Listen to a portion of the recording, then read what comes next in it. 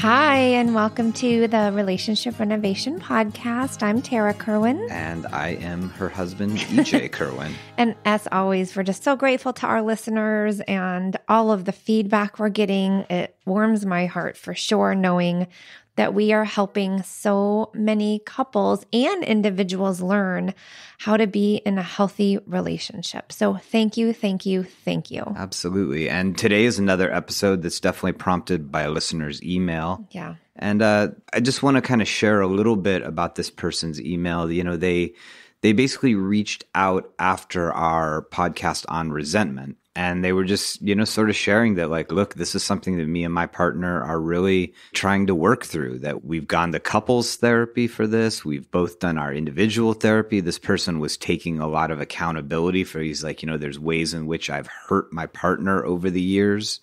And it definitely triggers some of her individual struggles.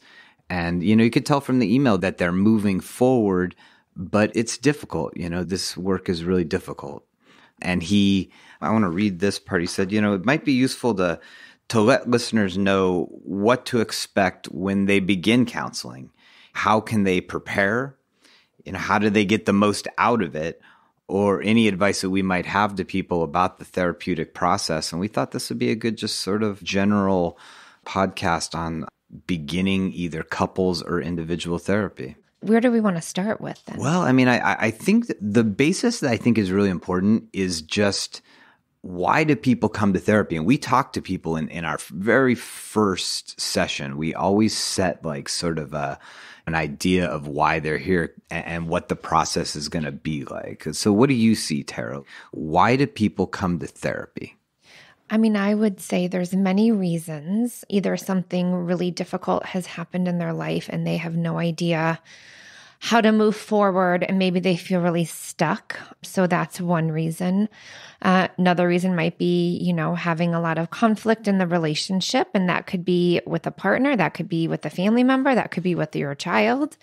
I've also seen, a lot of people who struggle with body image and insecurity and low self-esteem, and they're kind of tired of living that way. And, they just kind of wake up one day and like, I'm just going to give this a shot. I have no idea what to expect, but like, this isn't sustainable anymore. So whatever is happening in a person's life, when they start to seek therapy, to me, what I found is the way I am right now, the way I feel, the way my life looks does not feel sustainable. I can no longer do this. And then there's that rare account where someone's like, I'm actually doing really well. And I just want to like really make a commitment to self-love and growth. Or a couple coming in like, actually, we're great. We just want to make sure we have all of the things that we need in order to like set us up for success. Again, that's more rare and that's okay. Absolutely. Would we like more of that? For sure. You can never stop growing and you can always learn more about yourself. But that's what I see people approaching therapy with. Yeah, I mean, the big thing that jumped out at me about what you said was when couples come and individuals come to therapy, when there's disruption, when there are dynamics either internally, just inside themselves, there's such like a lack of ease and a sense of suffering that they're like, I have to do things differently. I got to find a different way.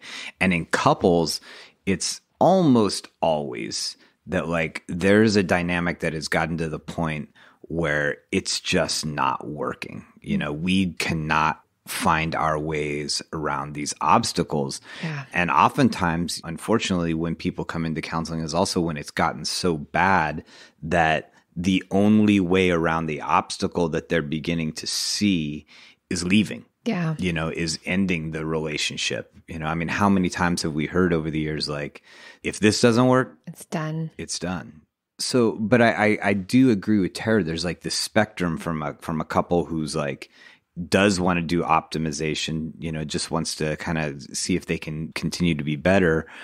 And then all these gradations up to a couple who's like, if this doesn't work, it's over. Yeah. And so I think it's important to just normalize to everybody out there that you can be anywhere on that spectrum, literally anywhere on that spectrum, and still get something really positive out of going to therapy. Yes. And I know that there are many therapists out there, and we all do, our own unique ways of developing a therapeutic relationship with a client, and we all have our own specialties. So it's going to be hard to speak from like a broader therapist range. All I know is I can speak for like what I do in my own individual and couple sessions. And again, to break it down for me individually, I know when I'm working with an individual client, I always start with knowing their story, right? And so I always do what's called a genogram, which I get like a lot of family information through about 3 generations just to see certain patterns have been passed on generationally. And then I get a timeline of birth until how old they are now presenting to me. So I can get a really good understanding of who they were as their temperament as a toddler, how they coped with stressful situations, how their parents coped, really to get a good understanding of their internal emotional landscape. And also like what emotions do they kind of cut off from? What emotions do they want to experience? What emotions do they have a hard time experiencing? And then my specialty is more the cognitive behavioral techniques. And so I'm doing a constant flow of reframing negative core beliefs into healthy, positive core beliefs. And so I know that I have done a good job when it's not like, every box is checked off and I feel great and this. I always say like, what did you get out of today's session? Or if we're ending our individual therapy, like what is something that you've really gained from this experience? And usually, most often, the answer is, I've learned how to be compassionate to myself. And right there that is the work that I do with clients, because when people can be compassionate to themselves, everything feels a little bit more manageable. They're not relying on external factors, whatever, to make them feel okay. They at a very core place, like, I can handle this. I'm important. I'm safe. So that's kind of my approach. I mean, I think like at the beginning of what Tarah was talking about was, again, what to expect when you come to therapy. She talked about one of the tools she uses is the genogram and timeline, and is understanding sort of where a person came from, right? And I think that's one thing that you can expect at the beginning of therapy is there's a lot of discovery. And different therapists are going to do that in different way. And some therapists do a lot of paperwork, and they ask you to fill things out, and they might have you do a battery of, some tests and stuff. If you see a psychologist, you might have somebody who like gives you tests. But the biggest thing that they're doing really at the beginning is they're trying to get an idea of who you are as a person. The other thing, like, on your side as a client coming in that I see a lot is I just think that there's a certain amount of nervousness. Yeah. I think that most people, when they come into therapy, especially couples, is that there's some anxiety around the fact of like, what is going to happen? What am I going to get called out on? Yeah. I mean, what do you see, T, when like we start off with a couple? What do you notice when they sit down in that first session? I notice a lot of, I want to say cautiousness. I almost said defensiveness, but that's not true. It's cautious, maybe guarded. And so I think you and I are really good at creating safety fairly quickly, because we do a lot of normalization. And our first thing we always start with is we have feeling wheels on our table. Like, hey, as you sit here today and it's your first session, like, how are you feeling? And really helping them normalize it. Like, yeah, this is like this brave, scary thing you're undertaking. And of course you're feeling anxious.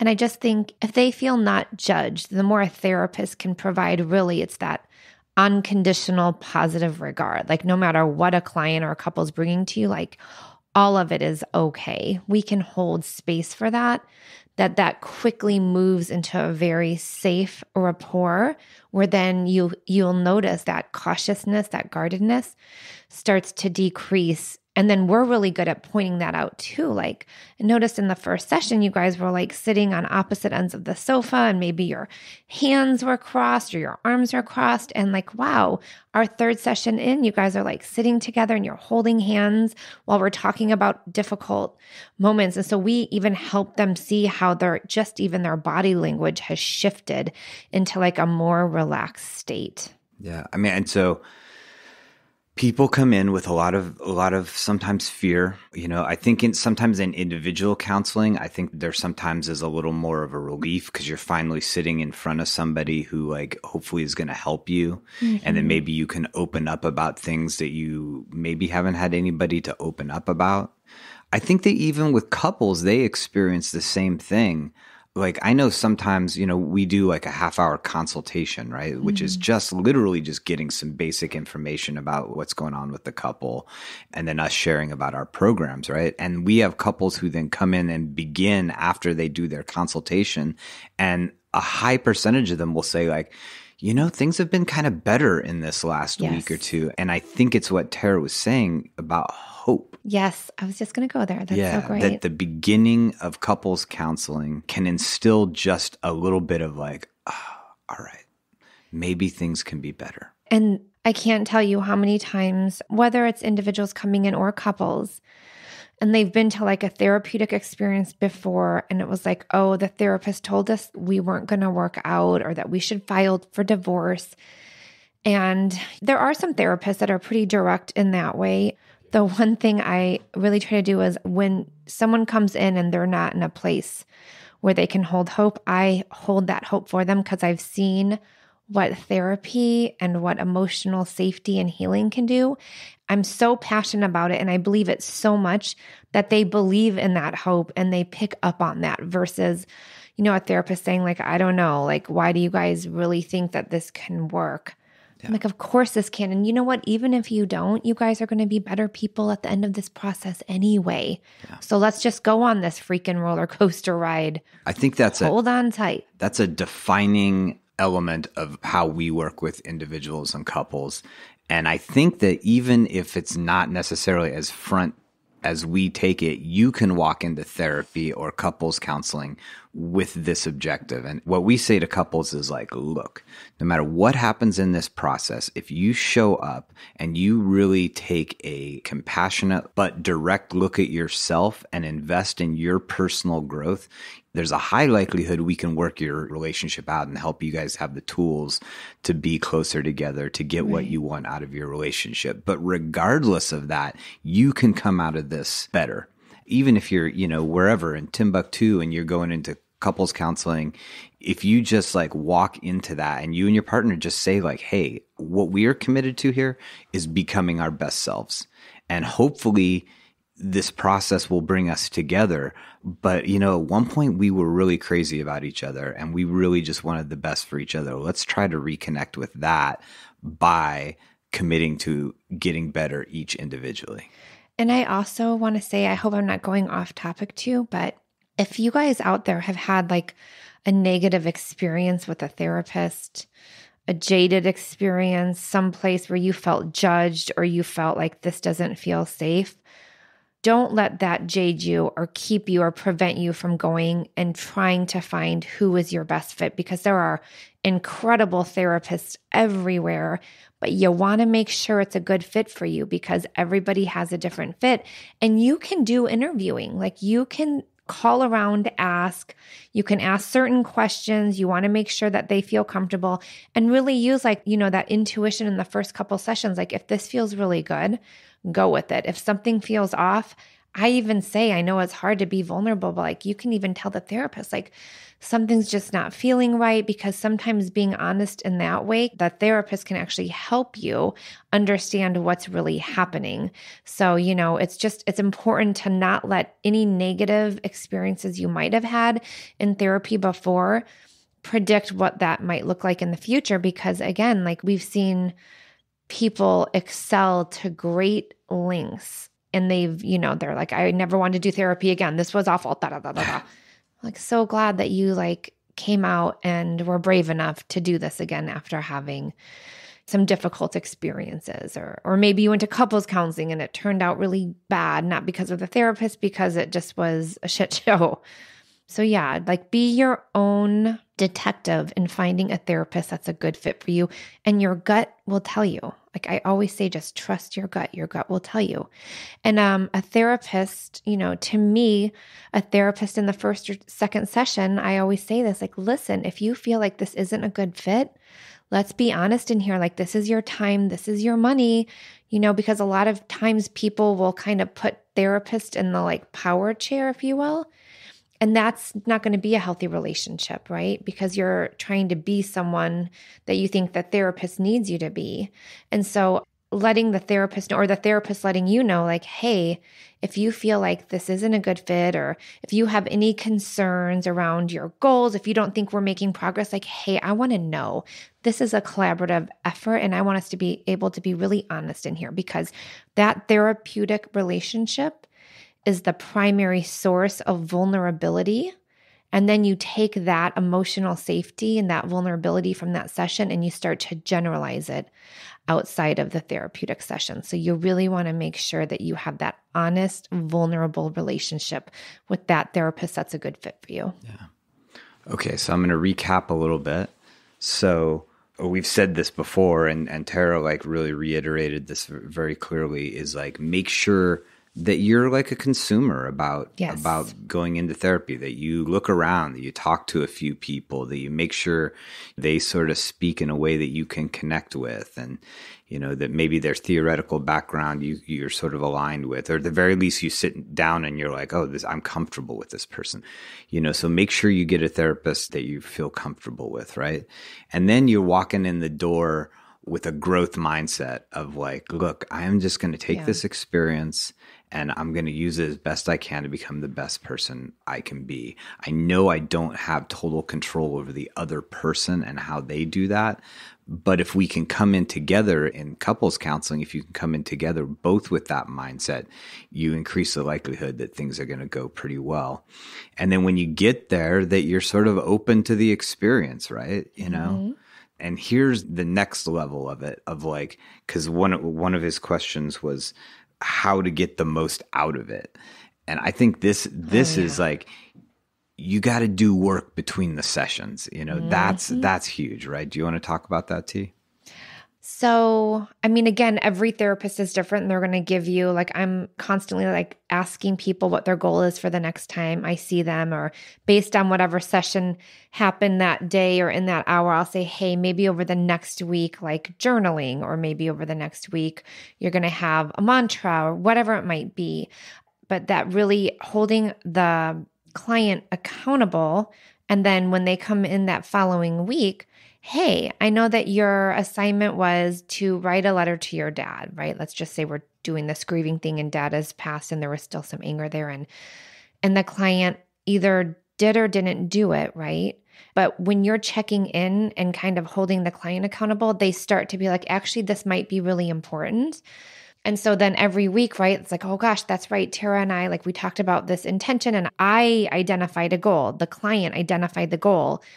And you'll see this, I don't want to say quicker progress, but you'll just see a more consistency in the progression of meeting those goals versus just using that 50 minutes for an individual session every week, but not doing anything outside of it. Yeah, no, that's huge, because a lot of the way I look at therapy is it can be very insight based. You have this other person who's hopefully providing you a perspective and showing you things that you might not be quite seeing clearly, right? And a lot of times you have those aha moments. Like, I can't tell you how many times I've been sitting with a client, they're like, oh my gosh, I never thought of it that way, or I didn't see that, right?